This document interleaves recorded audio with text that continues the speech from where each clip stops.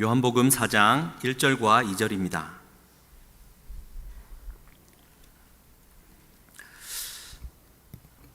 우리 한 목소리로 함께 봉독하시겠습니다. 예수께서 제자를 삼고 세례를 베푸시는 것이 요한보다 많다 하는 말을 바리새인들이 들은 줄을 주께서 아신지라.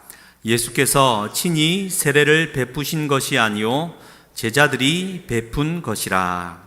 아멘.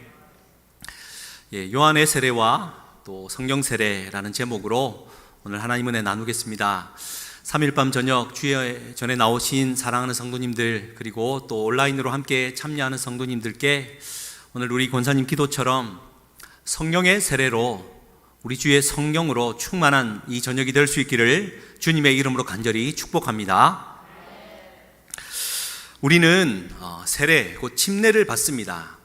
침례, 세례라는 것은 그리스도 예수 안에서 옛사람이 죽고 새 생명을 얻어서 새로운 삶을 시작하는 것이라는 이 영적인 의미가 담겨 있습니다. 그래서 그 로마서 6장과 고린도전서 10장에는 이 세례에 대하여 기록을 잘 해주고 있는데요. 먼저 로마서 6장 4절 말씀에는 이렇게 기록되어져 있습니다. 그러므로 우리가 그의 죽으심과 합하여 세례를 받음으로, 죽으심과 합하여 세례를 받는다. 그와 함께 장사되었나니 이는 아버지의 영광으로 말미암아 그리스도를 죽은 자 가운데서 살리심과 같이 우리로 또한 새 생명 가운데서 행하게 하려 함이다라고요. 세례라는 말의 의미는 옛사람이 죽고 새 생명으로 우리가 행하기 시작하게 되는 영적 의식입니다. 이 의식을 고린도전서 10장에서는 홍해 바다를 건너는 것과 같다라고 비교를 하고 있는데, 고린도전서 10장 1절과 2절은 또 이렇게 기록되어져 있습니다. 같이 한번 읽으실까요? 형제들아, 나는 너희가 알지 못하기를 원하지 아니하노니 우리 조상들이 다 구름 아래에 있고 바다 가운데로 지나며 모세에게 속하여 다 구름과 바다에서 세례를 받고. 아멘. 특별히 이 세례를 두고, 이 침례를 두고 홍해를 건너오는 것과 같이 비교를 하고 있다는 것은 우리에게 상당한 그 의미를 부여해 줍니다. 우리가, 여러분 침례 다 받으셨죠? 할렐루야. 예, 할렐루야입니다. 안 받으신 분들은 받으실 때 꼭 이것은 잊어서는 안 되고, 또 받으신 분들은 다시 한번 되새겨야 합니다. 무슨 의미냐 하면, 홍해 앞에 이스라엘 백성들은 출애굽하여서 자유를 얻고 나왔는데 그 홍해 앞에 섰습니다. 사면 초가의 상황이었고 바로의 애굽 군대가 죽이려고 달려오고 있었습니다. 어찌할 바를 알지 못했지만 하늘에 길이 있었고 하나님께 기도했더니 하나님이 바닷길을 여시고 건너가게 하셨습니다. 이것은 우리가 받는 물 세례를 의미하지요. 그런데 이 물 세례는 여기서 끝나는 게 아닙니다. 아시는 대로 이스라엘 백성들이 홍해를 다 건넌 이후에, 건너고 난 다음에 애굽 군대가 물 안으로 들어왔을 때 그 물은 잠기게 되었고 다시 바다가 되었습니다. 세례를 받을 때 우리가 결코 잊지 말아야 될 것은, 내가 세례를 받음으로 옛사람은 죽었다라는 거. 그거는 죽었다 치자, 죽었다라고 생각하겠습니다 정도가 아니라, 마치 그 홍해가 갈라졌다가 다시 뒤덮여 버린 것과 같습니다. 이제 이스라엘 백성들은 물 세례를 받고 건너왔으면 되돌아갈 수가 없는 것입니다. 또 되돌아가고 싶어도 할 수도 없지요. 여기에 물세례의 의미가 상당히 크게 있는 것입니다. 사도 바울의 고백처럼 뒤에 있는 것은 잊어버리고 앞에 있는 것을 잡으려고 표대를 향하여 그리스도 예수 안에서 하늘에서 부르신 부르심의 상을 위하여 내가 달려가노라 라고요. 그리스도 안에서 침례를 받은 자는 이제 뒤돌아 볼 수 없고 뒤돌아 볼 필요가 없습니다. 이제 앞만 보고 광야길을 걸어서 의의 전투에 참여하여서 약속의 땅 가나안으로 가면 되는 것입니다.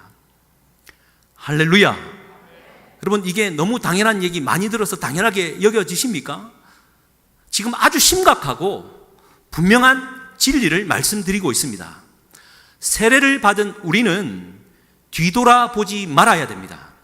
그리고 예수 그리스도 그분을 의지하여 앞을 보고 광야길을 거침없이 걸어가야 되는 하나님의 사람으로 새 생명을 얻은 자들입니다. 그런데 이스라엘 백성들이 실패하고 말지요.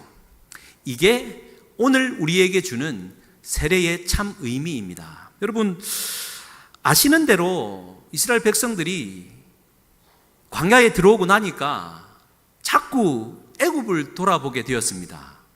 돌아갈 수도 없었는데도 자꾸 돌아보게 되거든요. 여러 가지 이야기들이 있지만 민수기 11장 5절 말씀에 여러분 잘 아시는 대로 이렇게 기록되어져 있습니다. 우리가 애굽에 있을 때에는 값없이 생선과 오이와 참외와 부추와 파와 마늘들을 먹은 것이 생각났다고요.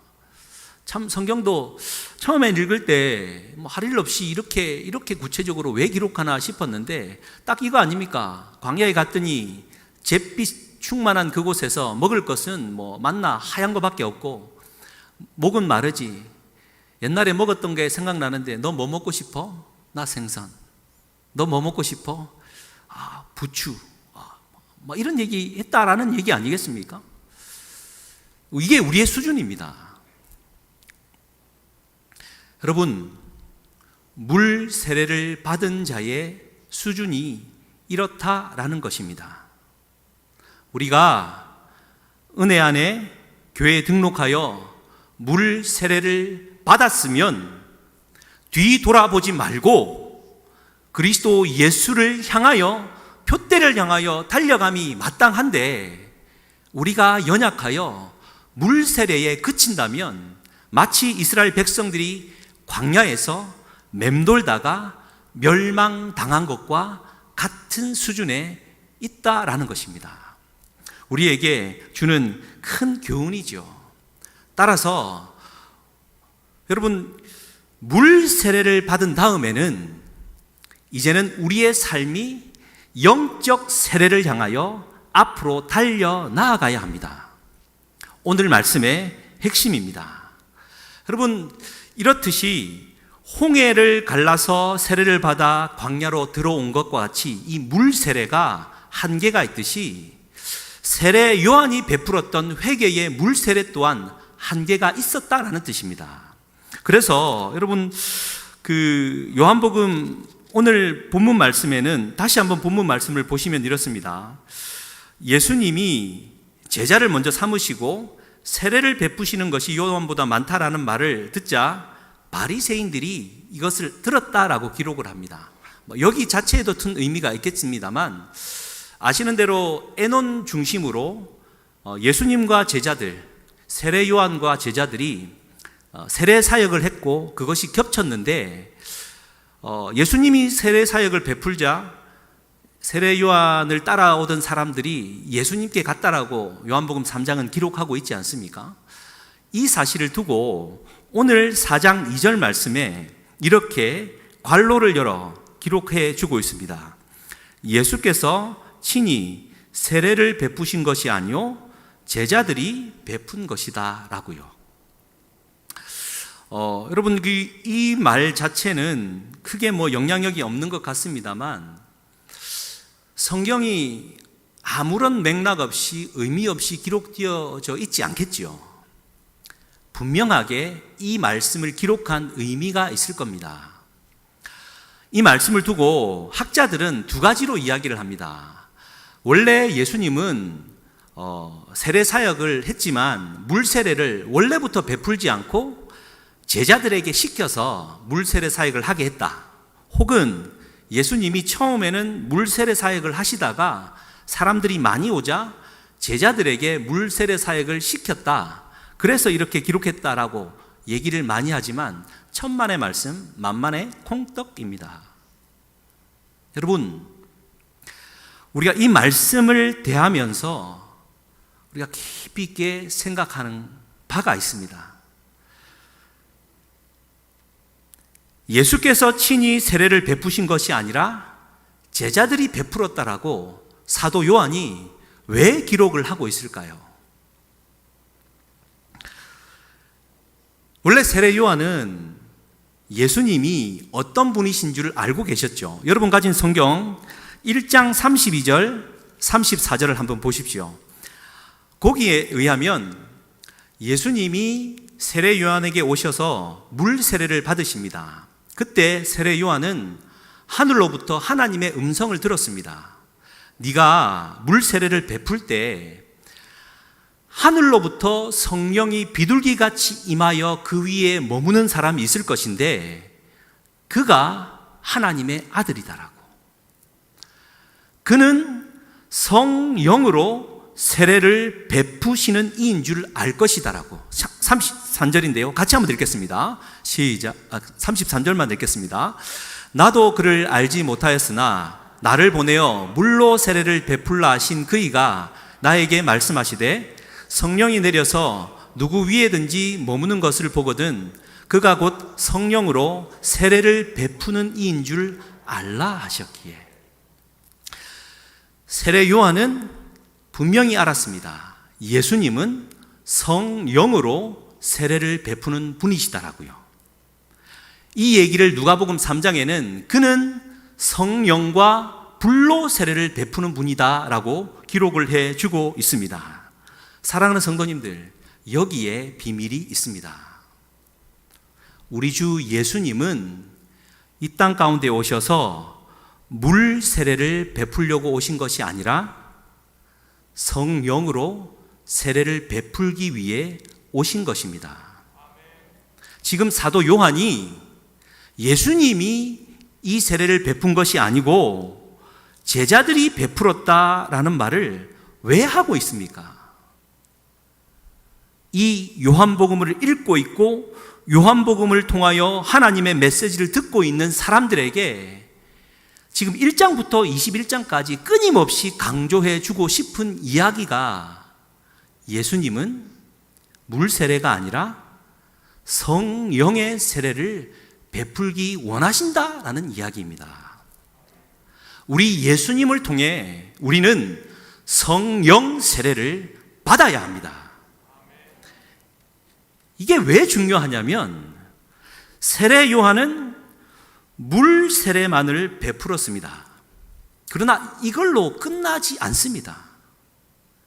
예수님이 오셔서 물 세례로 부족한 그 위에 하나님의 성령으로 세례를 베풀어서 하나님의 나라를, 하나님의 백성을 이 땅 위에 세우시기 위함인 것입니다.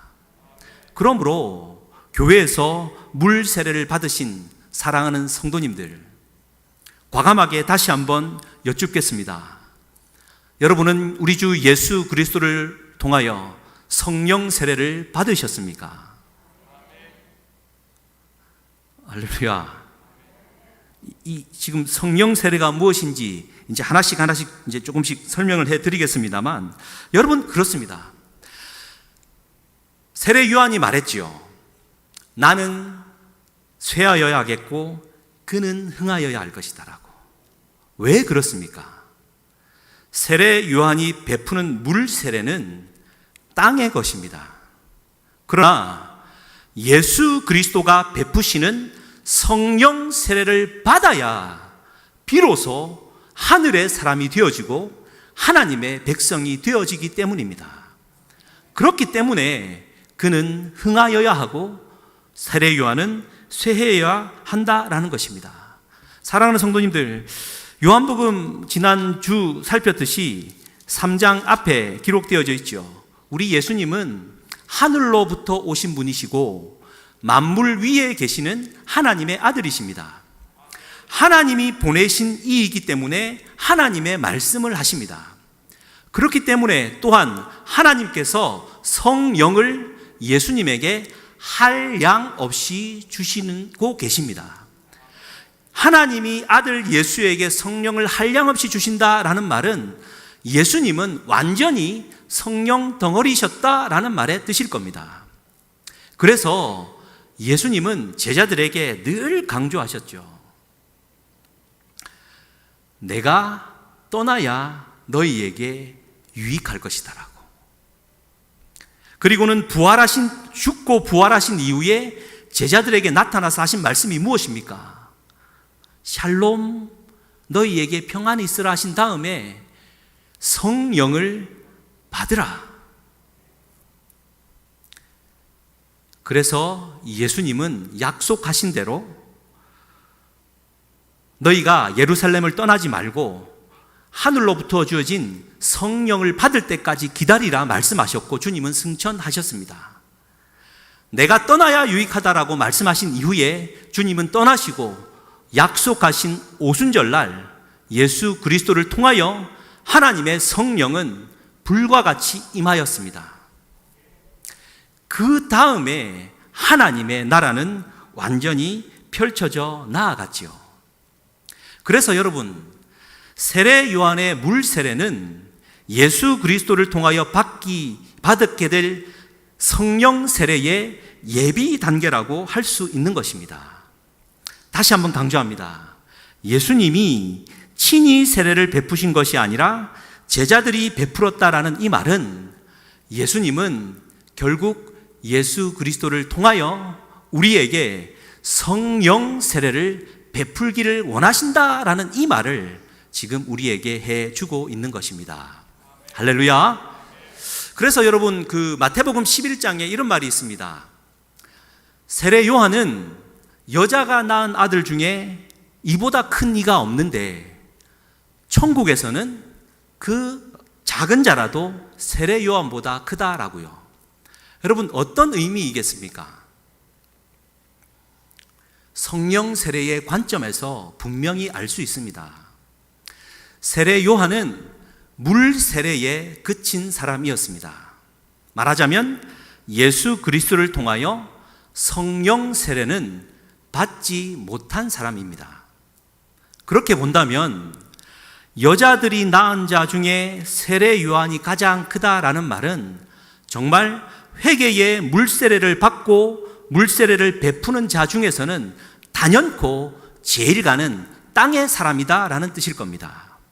그런데 예수님이 천국에서는 아무리 작은 자라도 세례 요한보다 크다라고 말씀하신 이유는 천국, 곧 하나님의 나라는 물세례 받은 자들로 이루어지는 것이 아니라 성령으로 세례받고 완전히 거듭난 사람들의 나라일진데, 성령의 세례를 받은 자는 물세례를 받은 자와 좋게 비교할 수 없는 완전한 차이가 있다는 것을 우리에게 말씀해 주고 있는 것이죠. 여러분, 이 이야기가 어떻게 전개되냐면 요한복음 4장 이후에, 지금 1절과 2절 이후에 3절 이하로는 사마리아 여인의 이야기가 등장합니다. 여전히 물 이야기입니다. 사마리아 여인은 여전히 낮 정오에 물을 떠러 나옵니다. 이 물은 마셔도 여전히 목마를 물입니다. 그렇지만 또 안 먹을 수도 없는 물입니다. 이 여인에게 그 물은 땅의 것입니다.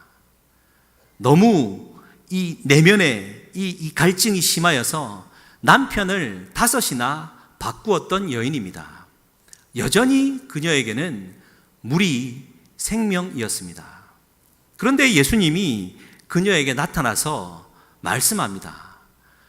네가 먹는 물은 다시 목마른데 내가 주는 물을 먹는 자는 영원히 목마르지 않을 것이다 라고요. 여러분, 무슨 얘기입니까? 오늘 우리는 여전히 이 물을 찾고 있는 겁니다. 마셔도 목마를 물을 여전히 오늘 찾고 헤매고 있습니다. 교인이 되었다고, 이제 그리스도인이 되었다라고, 물 세례를 받았다라고 하나님 앞에 감사하며 기도하는 신앙 생활을 하는 사람임에도 불구하고 여전히 이 사마리아 여인처럼 땅에 물을 구하고 살아가고 있다라는 겁니다. 예수님이 오셔서 그 여인에게 하시는 말씀은, 사랑하는 딸아, 네가 지금 먹고 있는 이 물은 또 목마르단다.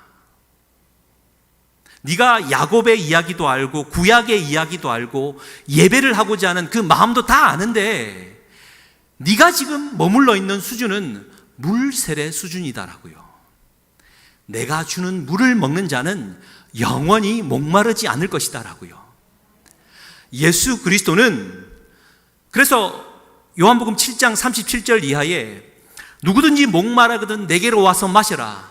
그리하는 자는 그 배에서 생수의 강이 흘러 넘칠 것이다. 이는 아직 오시지 않은 성령을 가리킨다라고 말씀하고 있지 않습니까? 예수님은 정말 이 땅의 물의 문제로 갈증하고 있고 고통 중에 있는 물 세례를 받은 이 그리스도인들에게, 아니 우리에게 아직도 성령 세례를 받지 못하였느냐? 너희가 성령으로 세례를 받고 예수 그리스도로 충만하여져서 다시는 땅의 것에 목마르지 않은, 다시 말해 예수 그리스도 그분으로 충분한 그러한 그리스도인 하나님의 백성이 되지 않겠느냐라고 우리에게 도전하고 있는 것이죠. 그래서 여러분, 저는 이 요한복음 4장의 사마리아 여인에 있어서 가장 큰 백미의 메시지는 이거라고 생각합니다. 그 여인이 4장 28절인데 여자가 물동이를 버려두고 동네로 들어갔다라는 겁니다. 그 여인은 물세례 단계에 머물러 있다가 예수 그리스도를 만나고 그분이 오실 메시아임을 충분히 알아. 땅의 이 물동이로 내 욕구와 내 어떤 갈증을 채워나가던 이 수순에서 벗어나 예수 그리스도 그분 한 분이면 충분하니 물동이를 버려버리고 주의 길을 걸어간 것이지요. 사랑하는 성도님들, 다시 한번 질문드립니다. 물세례를 받으신 사랑하는 성도님들, 다시 한번 질문드립니다. 예수 그리스도로 말미암아 성령 세례를 받으셨습니까? 이 이야기는 그냥 끝나는 게 아니라, 여러분, 요한복음 2장의 예수님의 첫 그 기적 사건은 물이 포도주가 된 사건입니다. 저도 이 부분을 설교했었습니다만, 예수님은 정말 하나님의 아들로서 물을, 이 존재적인 변화를 일으켜서 포도주가 되게 하실 만한 정말 기적의 하나님이시다라는 것으로 설교를 했습니다만, 이 성령 세례의 관점에서 보면 또 다르게 읽힙니다. 여러분, 물이 변하여 포도주가 된 것은 하나의 기적 사건일 뿐만 아니라, 사랑하는 성도님들, 물은 반드시 포도주가 되어야 되는 사건인 것입니다. 물 세례에 그쳐 있던 우리의 연약함, 마치 홍해의 기적을 경험하여서 광야로 들어온 이스라엘 백성들의 수준에 머물러 있어서는 안 되고, 우리는 그리스도 예수 안에서 그 붉은 포도주 예수 그리스도의 보혈로 말미암아 완전한 성령 세례로 말미암아 포도주로 변화받아야 되는, 다시 말해 성령 세례를 받아야 되는 존재임을 우리가 잊어서는 안 될 것입니다. 할렐루야. 다시 한번 또 질문드립니다. 사랑하는 성도님들, 우리 주 예수 그리스도로 말미암아 물과 같은 존재에서 여러분은 포도주가 되셨습니까? 이 이야기를 가장 잘 점검할 수 있는 질문은 이것입니다.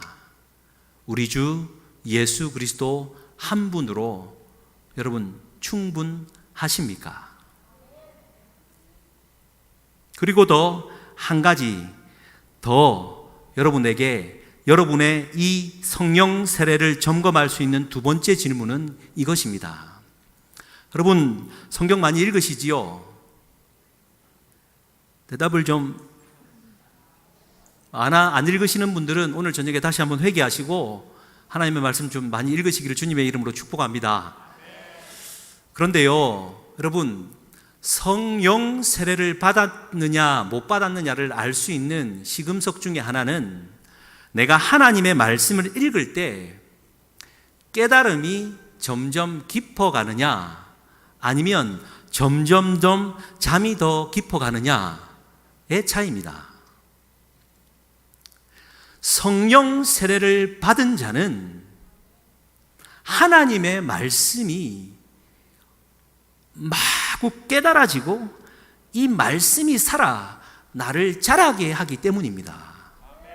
이게 무슨 의미냐 하면 고린도전서 13장 11절 말씀에 사도 바울이 성령으로 충만했고 이 고린도전서를 쓸 때 이렇게 기록하였거든요. 우리가 같이 한번 읽겠습니다. 내가 어렸을 때에는 말하는 것이 어린아이와 같고 깨닫는 것이 어린아이와 같고 생각하는 것이 어린아이와 같다가 장성한 사람이 되어서는 어린아이의 일을 버려노라. 말씀을 좀 띄워주십시오. 어렸을 때는 말하고 깨닫고 생각하는 것이 어린아이와 같다라는 뜻입니다. 이 말은 우리가 물 세례를 받고 그리스도인이 되었을 때는 여전히 어린 아이와 같은 상태다라는 뜻입니다.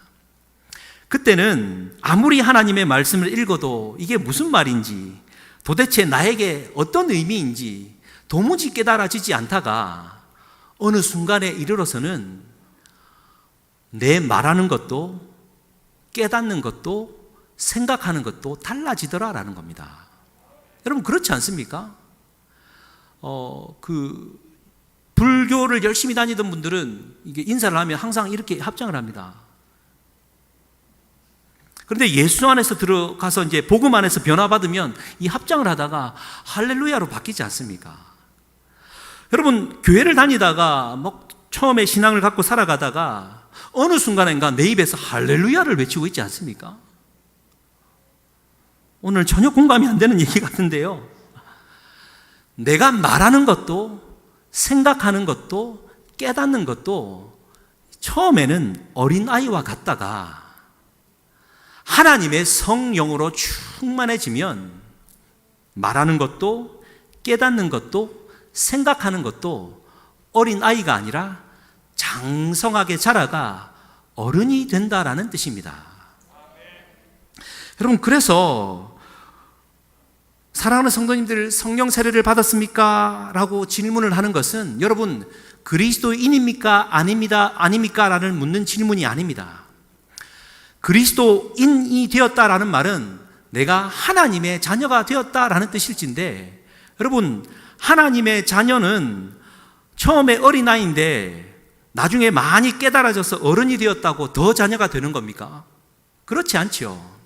여전히 자녀입니다. 그런데 성령 세례를 받고 난 다음에는 생각하고 말하고 깨닫는 수준이 어른과 같이 성장해 있게 되었다라는 뜻입니다. 할렐루야. 다시 한번 여러분 질문을 드린다면 사랑하는 성도님들 우리 주 예수 그리스도로 충분하십니까? 우리 주 예수님 한 분이면 여러분 삶이 괜찮다라고 생각이 드십니까? 성경을 펼쳐 읽으면 눈을 감고 기도하려고 주님 앞에 서면 참 감사해서 기도의 문이 열려지고 하나님 한 말씀 한 말씀이 송이꿀처럼 달게 여겨지십니까? 그렇다면 사랑하는 성도님들은 성령 세례를 받은 것입니다. 아멘이 약한 이유는 정반대 이유일 수도 있겠다 싶은 생각이 들 것만 같은 마음이 듭니다만 사랑하는 성도님들 우리는 예수 그리스도가 그토록 베풀기를 원하시는 성령의 세례를 받아야 하는 것입니다. 그 성령의 세례가 오순절날 마가의 다락방에 임하였습니다. 그랬더니 여러분, 하나님의 말씀을 깨닫는 수준이 여러분 완전히 달라졌고, 또 예수 그리스도 그분이면 충분하다라는 마음으로 그분을 위해 목숨을 던지는 자들로 변화받지 않습니까? 성령의 세례를 받고 나면 내 마음 안에 절대적인 확신과 기쁨으로 넘쳐납니다. 할렐루야. 그동안에 기쁨을 좀 잃고 낙담하고 오늘의 삶을 어렵게 살고 계시는 성도님들 계시다면, 이 저녁에 우리 주님은 당신에게 성령 세례를 그토록 베풀기를 원하신다라는 사실을 믿고, 하나님, 이 저녁에 내게 성령으로 세례를 다시 한번 베풀어 주시옵소서. 마음에 담대한 확신을 가지고 기쁨에 넘치는 삶을 살게 해 주시옵소서. 땅에 물 때문에 고민하고 있었다면 물동이를 던져버리는 용기를 허락하여 주시옵소서. 우리 주 예수님 한 분이면 충분하다라는 믿음으로 이 전을 나서게 하여 주시옵소서. 성령의 세례로 충만하게 이 세상을 이기며 살게 해 주시옵소서. 기쁨이 없고 낙담하여서 내일을 어떻게 살까, 이 바쁜 일상을 어떻게 이겨낼까 고민하고 있었다면 주여 다 잊게 하여 주시고 우리 주님 한 분으로 만족하며 주님 안에 평강으로 담대한 믿음으로 일어서게 해 주시옵소서. 이렇게 기도할 수 있는 저와 우리 모두가 될 수 있도록 이 저녁이 될 수 있기를 주님의 이름으로 간절히 축복합니다. 두 가지만 얘기하고 말씀을 좀 마무리했으면 좋겠는데요. 여러분, 한 여인이 있었습니다. 3살 때 부모가 이혼을 합니다. 아버지는 죽은 줄 알고 자랐습니다. 초등학교 때 애비 없는 딸이라고 친구들에게 놀림을 받으며 자랐습니다. 엄마는 그 와중에 우리가 흔히 말하는 이단에 빠져버렸습니다. 똑똑했던 그녀는 그래도 내 운명이 이렇다라는 것을 잘 설명해 주던 불교에 심취했고 불경을 읽는 수준이 상당한 고수준에 이르렀습니다. 그녀는 대학교 때 대학가요제에 나가서 당당히 대상을 차지합니다. 이쯤 되면 누군 줄 아시겠죠? 그때 그 사람 자작곡으로 대상을 탔던 심수봉이라는 여인입니다. 일약 스타가 되었고 인생에 뭔가 빛이 임하는 것 같았다고 합니다. 그런데 여러분 아시는 대로 연예인의 삶이라는 것이 얼마나 추악하고 유혹이 많고 괴롭습니까? 날마다 수면제 없이는 잠들지 못하는 삶을 살다가 이복 언니가 너의 운명 바꿀 수 있다라고, 예수 믿으면 된다라고 전도를 받습니다. 25살 때의 일입니다. 그녀는 불경을 대하듯 성경을 탐독했고 시편 109편에 다윗이 예수를 주를 향하여 고백했던, 정말 쏟아놓았던 악다구니와 그 기도 속에 자유함을 얻고 정말 예수님을 만나고 성령의 세례를 받습니다. 한순간에 예수를 붙들기 시작했고 그녀는 그때부터 노래와 신앙으로 살아갔습니다.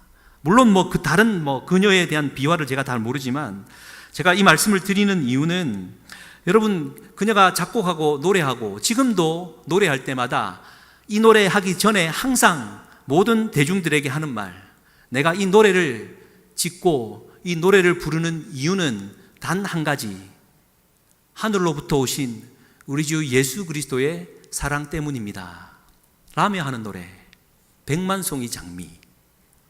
제가 한번 불러드릴까요? 연습을 좀 하다가 이분은 흉내 내면 안 된다. 이게 제가 노래 때문이 아니라 이 가사에 있습니다. 천국을 별나라로 소개했고요. 1절과 후렴과 2절만 한번 소개합니다. 먼 옛날 어느 별에서 내 다시 세상에 나올 때 사랑을 주고 오라는 작은 음성 하나 들었지. 예수님 얘기입니다. 사랑할 때만 피는 꽃 백만송이 피어보라는, 진실한 사랑할 때만 피어나는 사랑의 장미.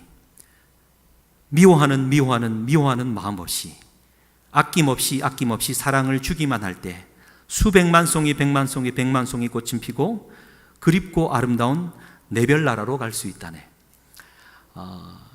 그녀에게 이렇게 예수님이 질문했답니다. 주님이 죽어서 하늘나라로 가면 너는 너에게 준 내 사명 다 하고 왔느냐라고, 얼마나 많은 사람 사랑하고 왔느냐라고. 예수님은 그렇게 사랑하기 위해 이 땅 가운데 보냄받았다라고. 그러면서 2절입니다. 2절은 우리 같이 한번 읽었으면 좋겠습니다. 진실한 사랑은 먼과 괴로운 눈물 흘렸네.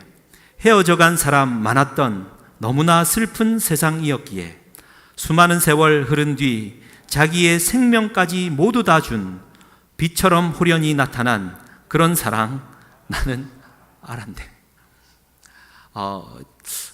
다른 얘기보다 일반 대중의 노래 속에 호련히 그녀의 인생을 여전히 물로 채우려 했던 그녀의 인생 가운데 성령의 세례를 베풀어 주므로 양동이를 버려두고 주님 한 분이면 충분한 그 사랑을 깨달았던 그녀가 일반 대중 속에 나는 그 사랑 알았다라고. 여러분, 그 사랑 예수 그리스도 그분 외에는 발견할 수 없다라고 끊임없이 노래하고 가르쳤다라는 것. 참 저는 개인적으로 참 많은 감동을 받았습니다. 실제로 이 백만송이 장미 2절 가사에 저런 가사가 있었다라는 사실을 엊그저께야 비로소 저는 정말 죄송한데 그때야 비로소 깨달았습니다.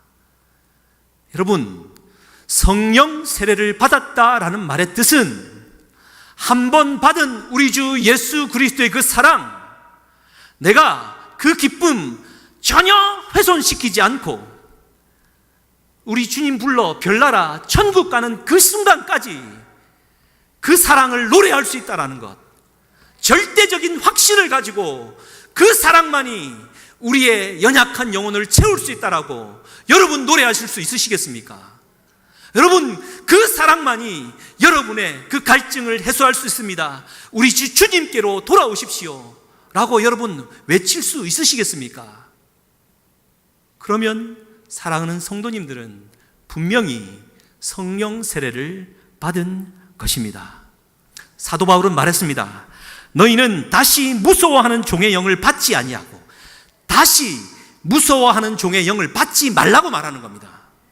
왜냐하면 우리는 하나님께서 베푸신 양자의 영을 받은 자임에도 불구하고 다시 무서워하는 종의 영을 받는, 다시 애굽을 향하여 돌아서는 연약한 자들이기 때문입니다. 그래서 다시 한번 말합니다. 너희는 다시 무서워하는 종의 영을 받지 말고 양자의 영을 받았으므로 우리가 아빠 아버지라고 부르짖느니라고요. 그래서 참 유명한 말씀, 로마서 8장 28절 말씀, 우리가 알거니와. 여러분, 이 8장 28절에 우리가 알거니와 라는 말이 있다라는 사실을 여러분 생각해 보셨습니까? 하나님을 사랑하는 자, 곧 그 뜻대로 부르심을 받은 자들에게는 모든 것이 합력하여 선을 이룬다라고요. 여러분, 이 위대한 진리의 말씀을 전할 때 사도 바울은 이렇게 말하고 있습니다. 우리가 알거니와. 얼마나 위대한 고백입니까? 여러분, 이거 아십니까? 여러분, 이거 아시냐 말입니다. 바울은 말합니다. 로마 교인들에게 우리가 알고 있다라고요. 솔직히 저에게 다시 한번 이 질문을 던져보았습니다. 바울이 저에게 편지하면서 야, 너도 알고 있지.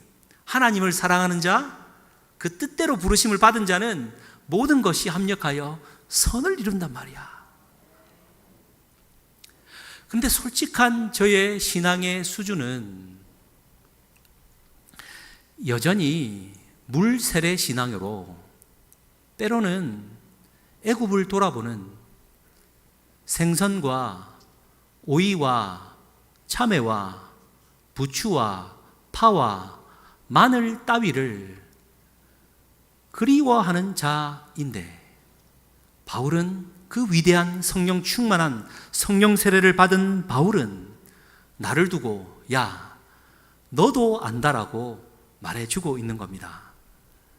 사랑하는 성도님들, 우리는 알고 있습니다. 하나님을 사랑하는 자는 모든 것이 합력하여 선을 이룹니다. 그런데 왜 염려하십니까? 그런데 왜 걱정하십니까? 그런데 왜 낙담하고 절망하십니까? 하나님은 분명히 성령 세례를 받은 자에게 하나님의 사람으로 거듭나게 해 주시고 새 힘과 소망을 주실 것입니다. 할렐루야. 마지막으로 우리 이 한 가지만은 꼭 좀 하고 마무리는 해야 되겠습니다. 여러분, 우리가 지금 글로벌 아카데미를 하고 있고 다음 세대 교육을 위해 하고 있는데 여러분, 그 지금으로부터 종교 개혁을 했던 700년 전에도요, 다음 세대를 염려했습니다. 그러니까 이 말은 어느 세대든 다음 세대를 염려하지 않는 시대는 없었습니다. 여러분, 어떻게 하면 여러분의 다음 세대를 가르치고 여러분의 자녀를 하나님의 신앙인으로 성령 세례를 받는 하나님의 백성으로 만드시겠습니까?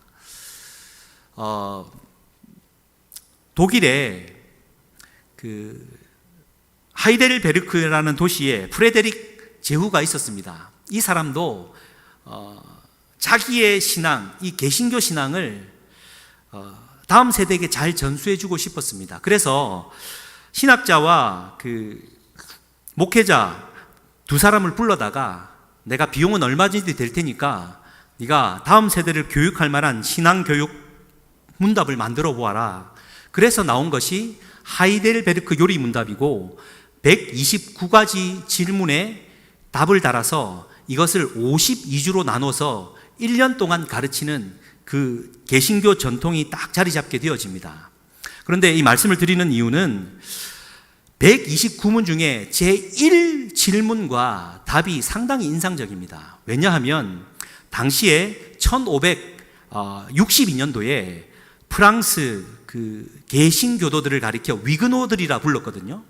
이 개신교도들을 향하여 캐톨릭이 얼마나 많은 박해를 했든지 개신교의 신앙을 고백하면 그냥 무참히 불태워 죽이고 찔러 죽이고, 마치 지난주에 다뤘던 것처럼 공산당이 우리 동족에게 했던 짓과 똑같은 짓을 했습니다. 그럼에도 불구하고 사람들이 예수 그리스도의 신앙을 고백하면서 죽어가더라는 거죠. 그래서 이 신앙교육, 다음 세대 이 교리문답의 교육이 과연 어떤 의미가 있나, 저 죽어가는 사람에게는 어떤 의미가 있나라는 질문을 하면서 제1질문이 무엇이냐면 이렇습니다. 한번 띄워주시겠습니까? 1질문이 이겁니다. 살아서나 죽어서나 당신의 유일한 위로는 무엇입니까? 여러분, 이 질문에 어떻게 답변하실 수 있으시겠습니까? 지금 어렵고 힘든 이 시기에 여러분을 위로할 만한 유일한 위로는 무엇입니까? 뭡니까? 라는 질문 앞에 이렇게 다음 세대로 하여금 외우게 만들고 공부하게 하였습니다. 한번 올려주시겠습니까? 살아서나 죽어서나 나는 나의 것이 아니요 몸도 영혼도 나의 신실한 구주 예수 그리스도의 것입니다. 그리스도께서는 그의 보혈로 나의 모든 죄값을 완전히 치르고 나를 마귀의 모든 권세에서 해방하셨습니다.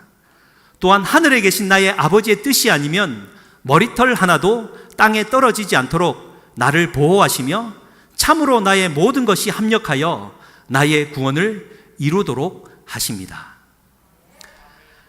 여러분, 살아서나 죽어서나 여러분들에게 유일한 위로는 무엇입니까? 박해를 받으며 죽창에 찔려 죽으며 불타 죽으며 그럼에도 불구하고 나를 위로해 줄 유일한 위로는 무엇입니까? 예수 그리스도. 예수 그리스도. 다음 세대에게 우리가 뭘 물려줘야 되겠습니까? 어떻게 교육을 해야 됩니까? 야, 유일한 소망은 예수야 라는 이런 지식을 가르쳐 주라는 얘기겠습니까? 살아서나 죽어서나 봐, 나의 유일한 위로는 나의 주 예수 그리스도 밖에 없음을 너희가 보고 자라서 다음 세대가 오고 또 그 다음 세대가 오더라도 우리 주 예수 그리스도는 어제나 오늘이나 영원토록 변함없는 우리의 유일한 위로가 된다라고, 이것을 보여주며 살아가는 것이 우리의 삶의 진짜 교육 아니겠습니까? 여러분들의 자녀에게 그러한 교육을 하고 계시는지요? 단지 언젠간 교회 나오겠지, 혹은 교회만 나와주는 것만으로도 감사하여서 주일 예배에 참여하는 것만을 두고 여러분 불안하고 계십니까?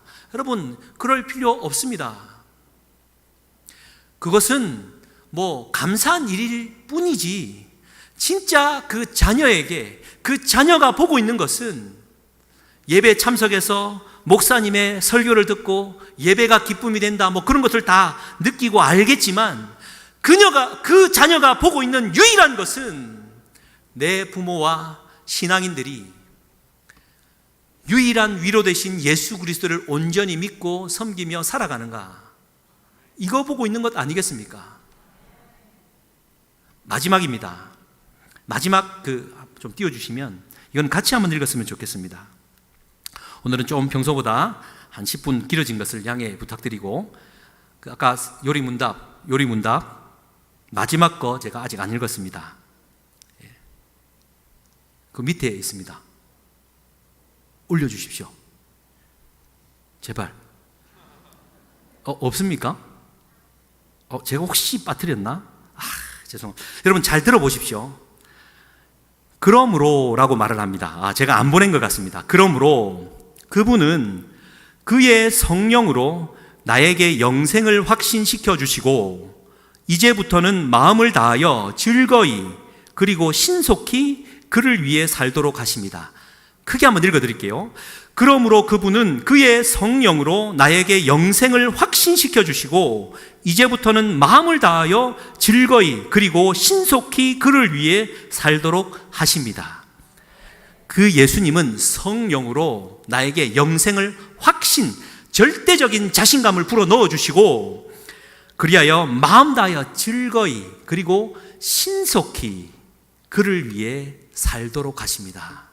성령 세례를 받고 사도 베드로가, 겁쟁이 베드로가 그렇게 예수님을 부인하고 여전히 물세례에 머물러 있던 그가 성령 세례를 받고 하나님의 복음을 들고 절대적인 확신을 가지고 마음을 다하여 즐겁게 신속히 그를 위해 살게 하신 것, 성령 세례를 받았기 때문입니다.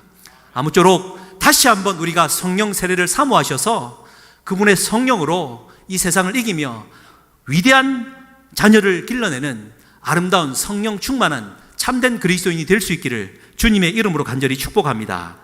우리 시간 함께 주님의 성령 지금 이곳에 임하시옵소서, 주님의 성령 지금 이곳에 임하소서. 우리 함께 좀 조금만 빠르게 찬양하겠습니다.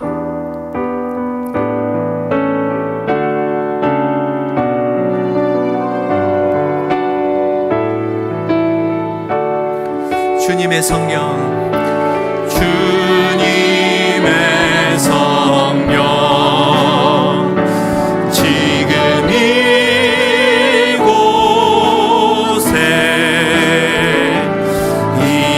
임하소서.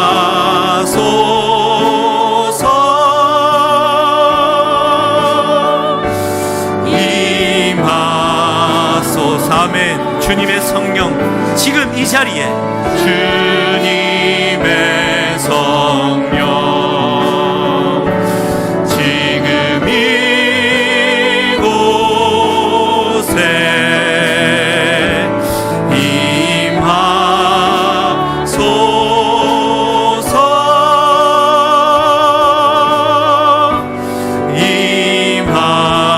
임하소서. 할렐루야, 할렐루야, 할렐루야,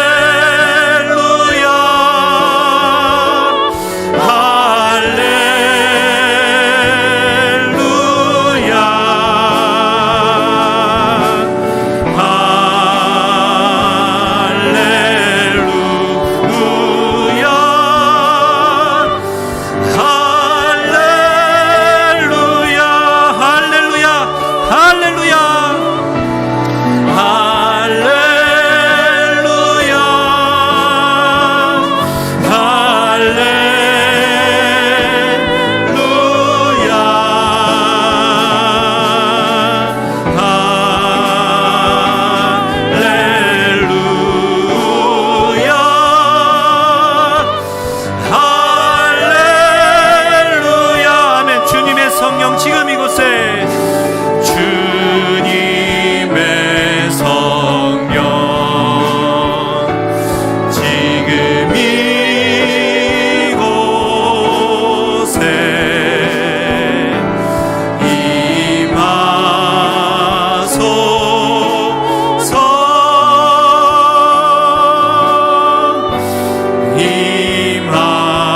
주님의 성령 지금 이곳에 내 심령 가운데 임하여 주옵소서.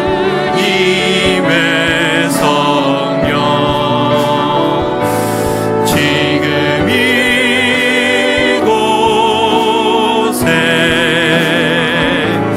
임하소서. 임하소서.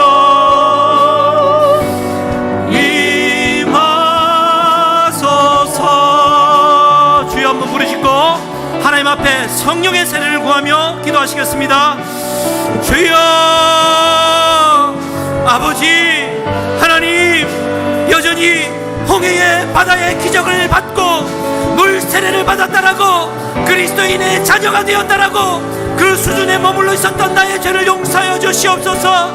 우리 주님은 그토록 지금도 성령 세례를 받기를 원하시고 주의 성령으로 거듭나 세례의 요한보다 큰 자, 천국에서 큰 자, 하나님의 나라의 백성이 되기를 원하시는데 아버지여, 큰 믿음과 확신을 가지고 오순절 마가의 다락방에 임하였던 성령으로 충만한 믿음의 삶을 살게 하여 주시옵소서. 담대한 믿음을 허락하여 주시옵소서. 예수님이면 충분한 확신과 믿음으로 이 세상을 이기게 하여 주시옵소서. 오 아버지여, 오셔서 역사하여 주시옵소서. 내 주님이 아니오서는 나는 한순간도 살 수 없습니다. 오 주님 오시옵소서. 오셔서 기름 부어주시옵소서. 기름을 충만히 부어주시옵소서. 성령과 물로 충만하게 채워주시고 아버지여, 내 속에도 성령의 물로 불타오르게 하여 주시옵소서. 사도 베드로의 변화받은 역사처럼 이 시대를 이기고 다음 세대를 일으키는 아름다운 하나님의 성령으로 건너 즐거이 신속히 주님을 위해 헌신하며 달려갈 수 있는